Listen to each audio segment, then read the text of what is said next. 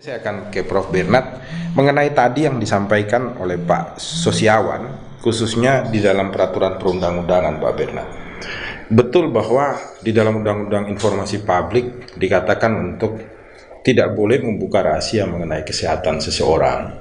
Tetapi itu di dalam saat-saat normal tadi. Ketika kita menghadapi saat yang tidak normal saat ini, apalagi penyebaran virus ini bukan melalui makanan, minuman yang bisa kita jaga, disterilkan, tetapi melalui sentuhan-sentuhan benda atau berinteraksi di dalam ruangan bersama-sama itu sudah bisa menular satu dengan yang lain.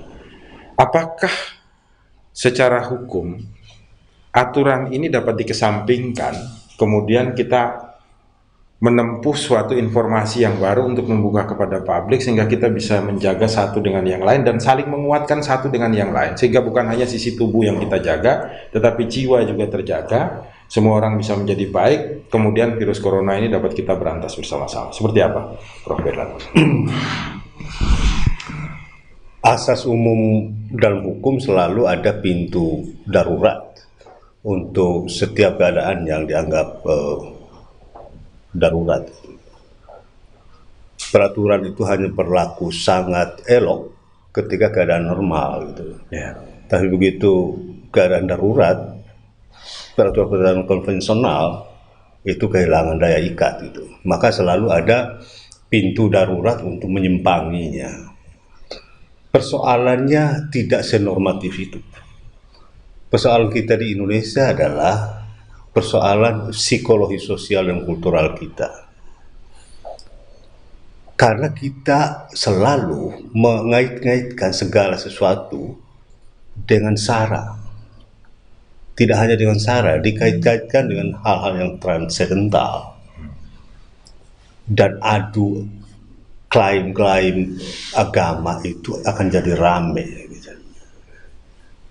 Ini membuka informasi mengenai pasien sebagai jalan darurat untuk konteks kita yang masih sangat peka dengan soal SARA, itu akan menimbulkan masalah yang luar biasa.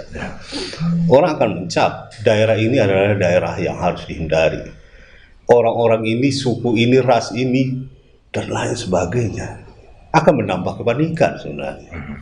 Jadi pada tingkat normatif boleh-boleh saja ada pintu darurat selalu, tetapi dalam konteks dan situasi kita saat ini di Indonesia, menurut saya mudaratnya jauh lebih besar gitu. Ya, tadi diceritakan oleh Pak Sosiawan, 3 pasien yang pertama kali teridentifikasi corona justru dibully habis-habisan.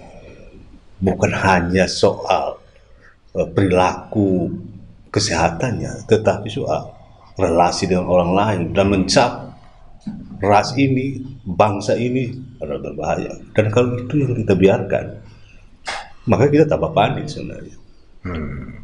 Panik bukan hanya karena penyakitnya, tapi panik pada orang, fobia.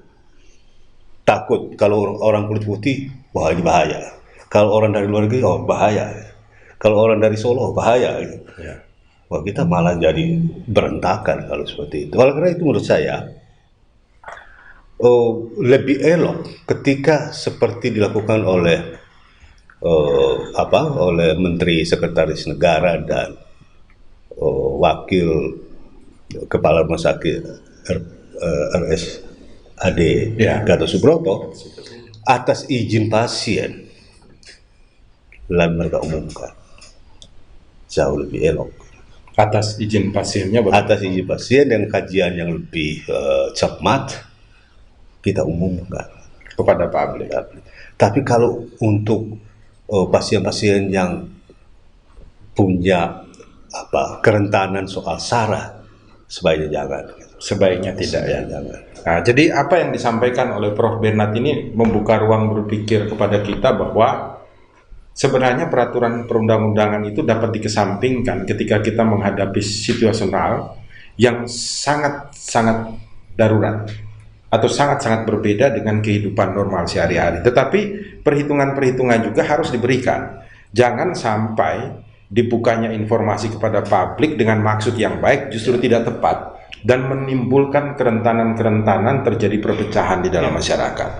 Oleh karena itu, sekalipun ada ruang yang dibuka oleh undang-undang, dibuka oleh asas-asas hukum untuk membolehkan kita untuk membuka, tetapi kita harus memperhitungkan secara baik. Maka yang disampaikan oleh Pak Bernard tadi, Pak Sosiawan, kemudian Armindo telah membuka ruang pemikiran bagi kita bahwa 3 orang pertama yang sembuh dari virus corona, kemudian berdasarkan izin mereka oleh pemerintah disampaikan kepada publik, ini sangat penting bagi kita untuk kita teruskan. Kenapa demikian? Ini akan membangkitkan jiwa-jiwa sehat dari masyarakat Indonesia, bahwa virus ini ternyata mampu kita lawan secara bersama-sama, mampu untuk membuat kita menjadi sembuh, menjadi sehat kembali. Asalkan kita benar-benar percaya kepada pemerintah dan sekaligus menguatkan jiwa kita. Begitu juga bagi tenaga medis dan kesehatan, ini akan berjuang mati-matian ketika kita juga punya semangat bersama-sama. Semangat-semangat inilah yang dulu memerdekakan Indonesia. Semangat-semangat inilah yang kita rumuskan bersama-sama di dalam rumusan tentang Pancasila yang ditelurkan di dalam Undang-Undang Dasar. Semangat ini yang perlu